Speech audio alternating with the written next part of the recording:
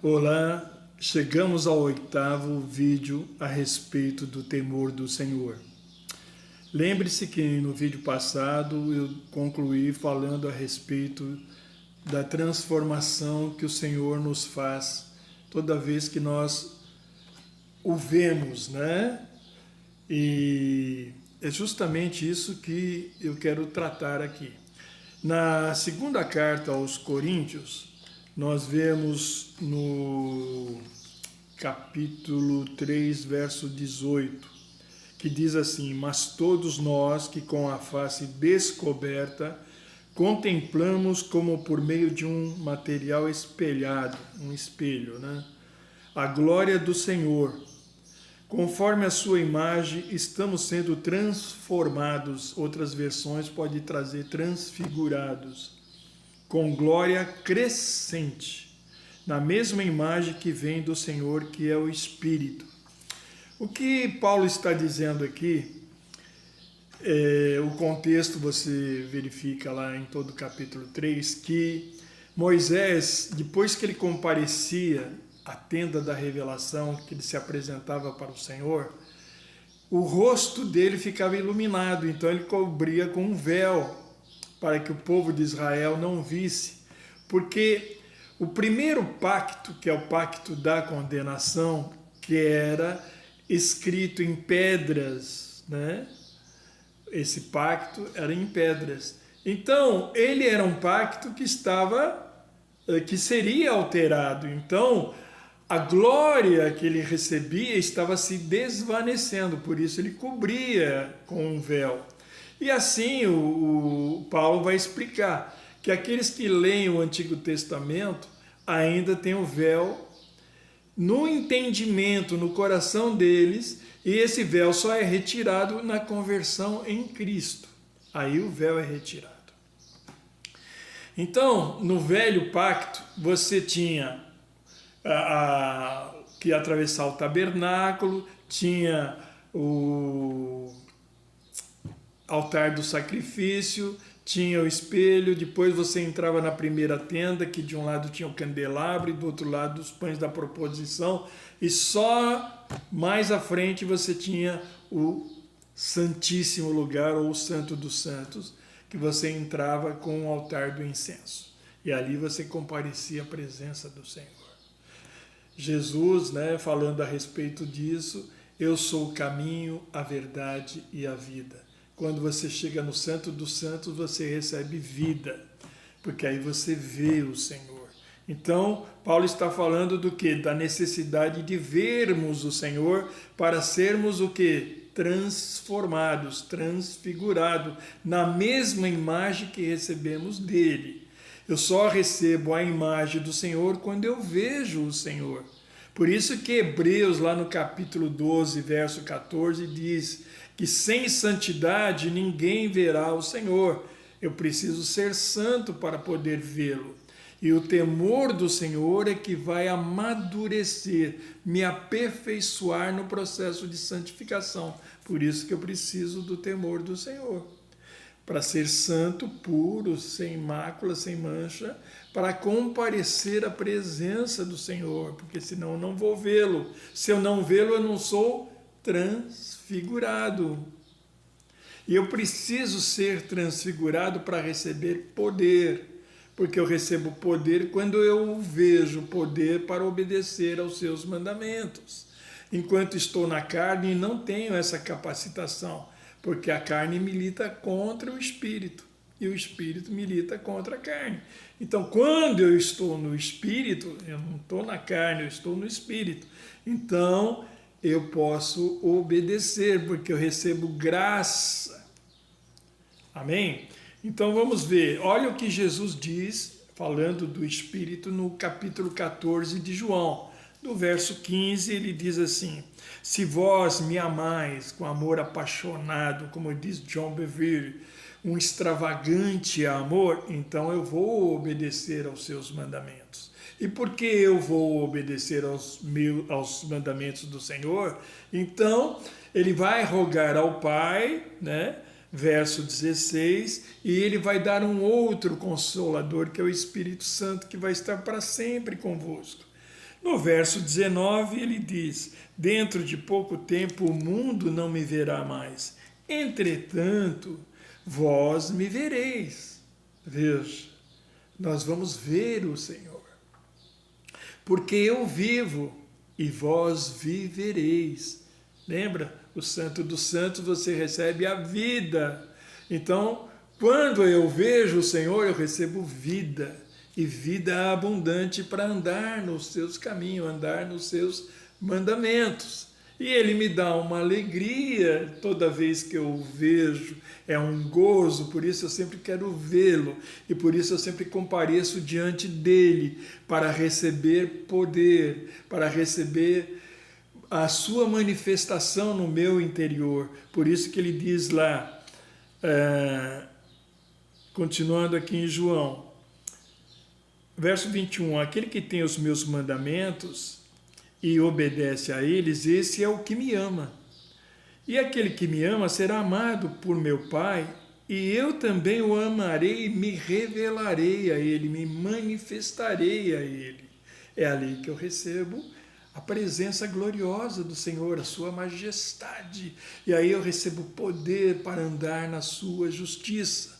Por isso que Hebreus, lá no final do capítulo 5, ele está falando aos discípulos, né, que pelo tempo eles já deviam ser mestres, mas eles precisavam ainda de leite, porque o alimento sólido é aqueles que são amadurecidos, e eles não estavam amadurecidos na palavra da justiça.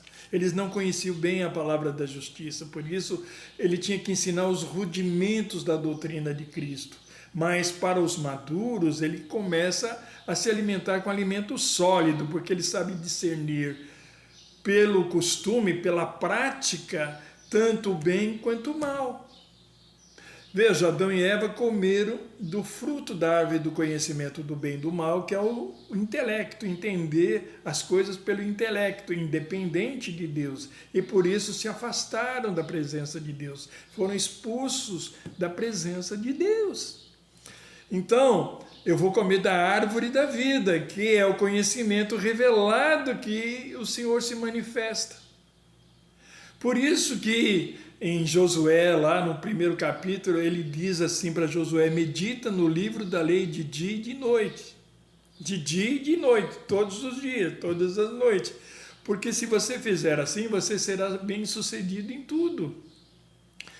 A mesma coisa que Paulo está falando em Colossenses capítulo 3, no verso 1 e 2. Se já ressuscitastes com Cristo, buscais então as coisas que são de cima, onde Cristo está assentado. Pensai nelas, meditai nelas. Ora, eu medito na palavra de Deus constantemente, e por isso eu recebo revelação, porque eu recebo a presença do Senhor. E quando eu recebo a presença do Senhor, a palavra é colocada no meu coração, ela é implantada no meu coração. E o diabo não tem como tirar do meu coração, ele tem como tirar da minha mente, mas não do meu coração. Muitos crentes só conhecem alguns versículos de cor. Eles não conhecem o contexto da palavra, e você precisa conhecer toda a palavra assim, no contexto, para você entender. E isso vem por revelação. Aí a revelação é escrita nas tábuas do seu coração, e não em letras de pedra. Entende? Aí então ela é gravada por causa da presença do Senhor, que é manifesta.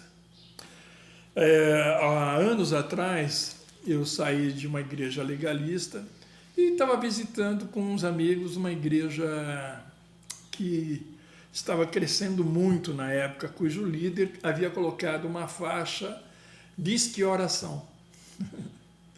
Só que era paga, né? Você tinha o 0800 da telefônica, que é grátis, mas a dele era, acho que o 0300, e você pagava por receber orações. E um amigo que eu encontrei ali falou: mas Jesus não disse de graça recebeste, de graça dai? Por que aquele líder fez isso? Alguém poderia justificar: ele errou. Bom, se ele errou, então ele deveria ter tirado a faixa e pedido perdão para a igreja. Mas ele não estava sendo disciplinado pelo Senhor. Então ele não via o Senhor. Ele não comparecia à sua presença, porque se ele o fizesse, ele seria certamente disciplinado pelo Senhor. Você vai ver no capítulo 12 de Hebreus, que ele diz assim, no verso 6, pois o Senhor disciplina quem ama e educa todo aquele a quem recebe como filho. Suportai as dificuldades, aceitando-as como disciplina. Deus vos trata como filhos. Ora, qual o filho que não passa pela correção do seu pai? Mas se estáis sem orientação da qual todos se têm tornado participante, então não sois filhos legítimos, mas bastardos. Então, se eu realmente sou filho e ando com o Senhor, quando eu cometo algum erro, eu sou disciplinado pelo Senhor. E aí eu me arrependo e nesse arrependimento, então eu sou restaurado. Aquela pessoa continuou com aquela faixa, continuou fazendo isso porque ele não conhecia o Senhor. Pode ser que outrora, muito tempo atrás, ele tenha conhecido, mas ele já não andava mais com o Senhor. Por isso ele fazia aquilo que ele achava que era de direito.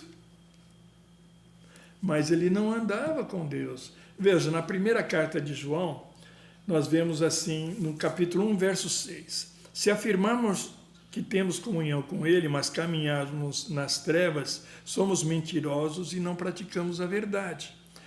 Agora veja o capítulo 2, versos 3 e 4. E temos certeza de que o conhecemos se guardamos os seus mandamentos. Aquele líder não estava guardando os mandamentos do Senhor, porque ele estava vendendo, né, orações.